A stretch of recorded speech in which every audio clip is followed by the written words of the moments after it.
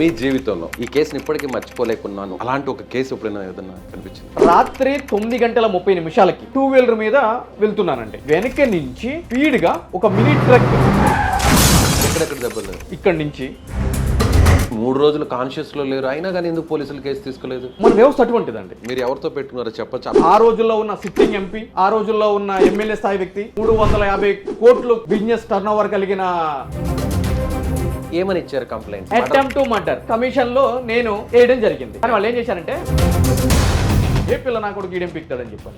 పోలీసులు complaint receive చేసుకున్నప్పుడు FIR ఎందుకు ఫైల్ చేయలేదని చెప్పాను. దానికి వాళ్ళు ఏ సమాధానం చెప్పుంటారు తెలుసా? మాకు తెల్ల కాగితం వచ్చింది దాంట్లో అని చెప్పాను అన్నారు. నేను అనుకున్నాను ఇక చూసుకుందాం అని చెప్పని నేను వెళ్ళాను కమిషనర్ దగ్గరికి. కమిషనర్ వారు సర్ప్రైజ్ అయిపోయారు. సూపర్ అని చెప్పి సిఐకి చెమట పట్టేసినాయి. నేను ఇక మీకు చెప్తా ఉంటే నాకు గూస్ బంప్స్ వస్తున్నాయి.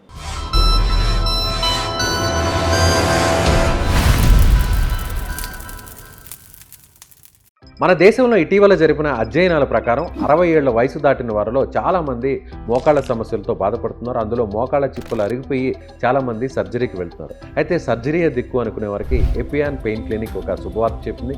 ప్లాస్మా థెరపీ ద్వారా ఈ సమస్యకు చెక్ పెడుతుంది. సో ఇమీడియట్గా ఈ సమస్యతో బాధపడేవారు ఈ కింద నెంబర్కు కాల్ చేయండి.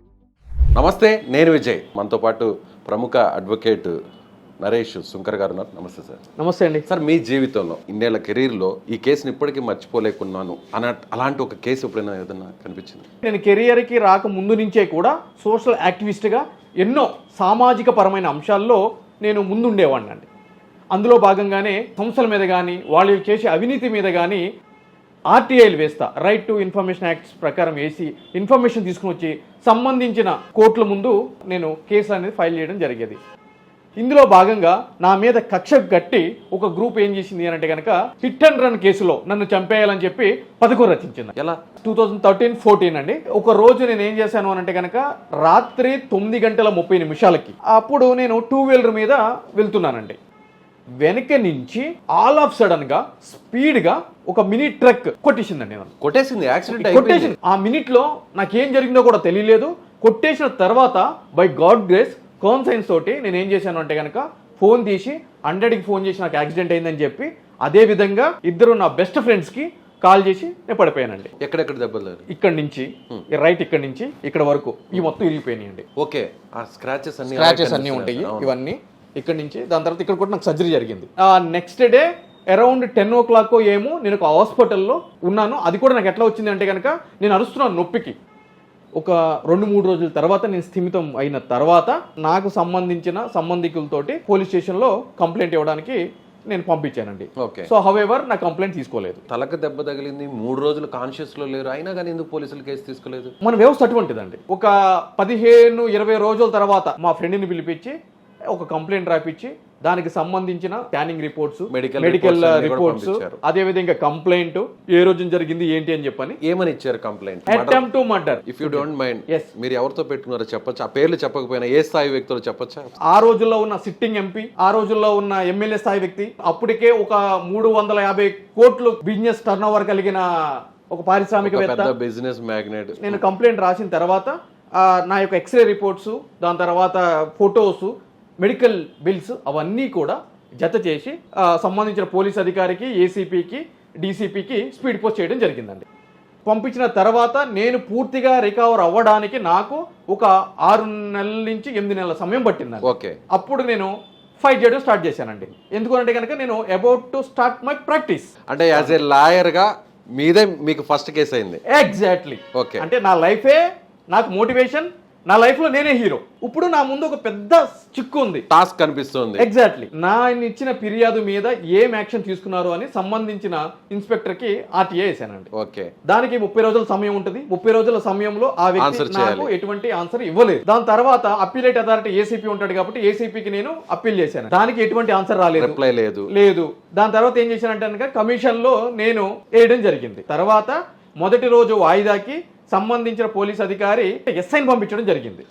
ఆర్టీఐ కమిషనరు, మీ సిఐ రావాలి, నువ్వు వచ్చావు, నెక్స్ట్ టైం కనుక ఇది రిపీట్ అయితే కనుక మేము ఇష్యూ చేస్తాము, ఫైన్ ఇంపోజ్ చేస్తాము అని చెప్పని ఇంకొక వార్న్ చేశారు. వార్న్ చేసి నెక్స్ట్ వాయిదాకి మీ పోలీస్ స్టేషన్ యొక్క జీడీ ఎంట్రీ మిగిలిన రికార్డ్స్ తీసుకురామని చెప్పని ఆదేశించడం జరిగింది. కానీ వాళ్ళు ఏం చేశారంటే నా పేరు చూడగానే చించి అవతల పడేశారు దాన్ని. అసలు ఓపెన్ కూడా చేయలేదు. ఓపెన్ గా చించి అవతల పడేశారు దాన్ని. ఏ పిల్ల నా కూడా గీడెం పిక్తాడని చెప్పని ఇప్పుడు జీడీ ఎంట్రీ తీసుకురమ్మని చెప్పని అన్నారు. లోకల్లో అప్పుడు రాయబారాలు స్టార్ట్ అయింది. పొలిటికల్ నుంచి పోలీస్ నుంచి నాకు మధ్యలో అనుబంధంగా ఉన్న కొంతమంది లీడర్లు లేదంటే కనుక కొంతమంది అనుబంధం ఉన్న వ్యక్తులు ఉంటారు కదా, నాయనకి తిరిగే వ్యక్తుల వాళ్ళతో ఏం చేస్తున్నారంటే కనుక వాడు ఎక్కువ చేస్తున్నాడు, పోలీసు వాళ్ళతో పెట్టుకుంటున్నాడు, ఆల్రెడీ ఒకసారి అయింది, ఈసారి అఫీషియల్గా లేపుతామని చెప్పని పోలీసులు అప్పుడు ఏం చేశారు అని అంటే కనుక ఒక కొత్త బుక్ కొని ఫస్ట్ నుంచి కూడా 2.5 సంవత్సరాల ఎంట్రీ రాయడం జరిగింది. దాన్ని ఏం చేశారు అని అంటే కనుక ఇసుకలో కప్పెట్టి రావడం కోసం దాని యొక్క ఆకారం మారిపోయిన తర్వాత కొద్దిగా నూనె పోసి దాని మీద దాన్ని ఎండలో పెడితే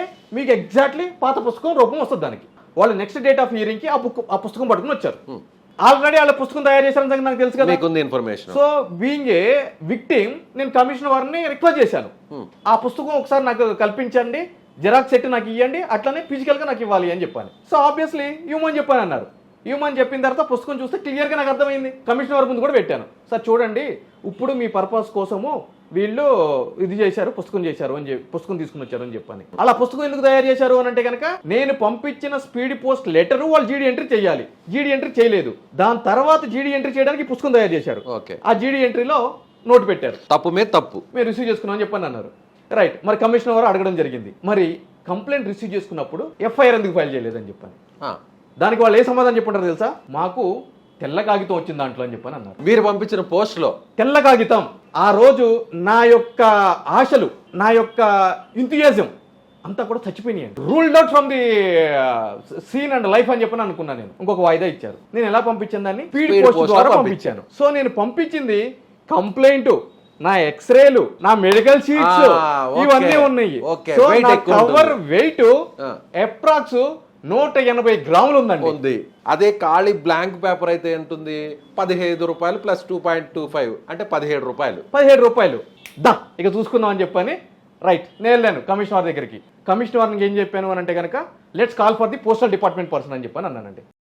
కథం ఈ పాయింట్ కమిషనర్ వారిని ముందు పెట్టగానే కమిషనర్ వారు సర్ప్రైజ్ అయిపోయారు, సూపర్ అని చెప్పి.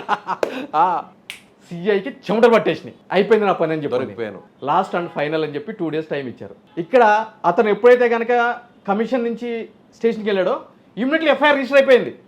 2 days తర్వాత మళ్ళీ కమిషన్లో ఎంక్వైరీకి అటెండ్ కావాలి కాబట్టి కమిషన్ వారు ఓవరాల్గా సదరు సీఏ వారికి నీకు జీవితంలో పైకి ప్రమోషన్స్ వెళ్ళేటటువంటి స్థాయి ఉంది, కానీ ఇటువంటి పనుల వల్ల నీ స్థాయిని తగ్గించుకుంటున్నావు అని చెప్పని ఆయనకి ఛార్జ్ మెమో ఇష్యూ చేశారు. ఇమీడియట్లీ ఆ పోలీస్ స్టేషన్ నుంచి ఆయన్ని లూప్ లైన్ అంటారండి, లూప్ లైన్ కి ట్రాన్స్ఫర్ చేయడం జరిగింది. ఇమీడియట్లీ ఒక వ్యక్తిని తీసుకుని వచ్చారు, ఆ ట్రక్ డ్రైవర్ని తీసుకుని వచ్చారు. యాజ్ ఐ సెడ్ ఇంతకు ముందు పట్టుకున్నారు. పర్టికులర్ గా ఎవరైతే అక్కడ నిందితుడో అతనే తీసుకొచ్చారు. అంటే వాసు ఏంటి అంటే కనుక అతను నిందితుడో కూడా నాకు తెలియదు. తీసుకుని వచ్చారు, ఛార్జెస్ ఫ్రేమ్ చేశారు, అదంతా జరిగింది. సో ఆ కేసు అంతా రన్ అయింది, దట్స్ ఫైన్. దాని తర్వాత ఛార్జ్ మెమో ఇచ్చారు చేసినందుకు, అదంతా అయిపోయిందండి. ఈ రోజు అంటే మీరు చూడండి ఇప్పుడు కూడా గూస్ బంప్స్, ఇగో నేను ఇక మీకు చెప్తా ఉంటే నాకు గూస్ బంప్స్ వస్తున్నాయి. Right sir, thank you so much. Thank you అండి.